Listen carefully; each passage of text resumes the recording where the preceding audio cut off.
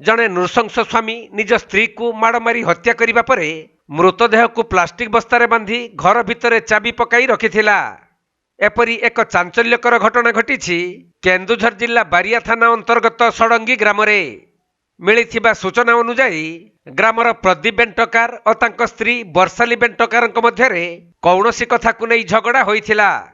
एथिरे स्वामी प्रदीप उत्त्यक्त होई स्त्री वर्षाली को अत्यधिक माड़ मारी हत्या करने पर घटना को लुचाइबा पई मृतदेह को बस्तार बांधी घर भितर चाबी पकाई रखिदेइथिला। तेबे कौनसी प्रकार ग्रामवासी माने एही घटना संपर्क में जानिबा को पाई स्त्री हंता स्वामी प्रदीप हाथ बांधी पुलिस को खबर देइथिले, किंतु पुलिस आसिबारे विलंब हेबारु ग्रामवासी मध्य उत्तेजना देखा देइथिला। परे पुलिस घटनास्थल में पहुंची मृतदेह को जबत करी अभियुक्त स्वामी प्रदीप को निज हेफाजत को नैछंती। जो घटना सही अंचल में चांचल्य खेलाई देइछि।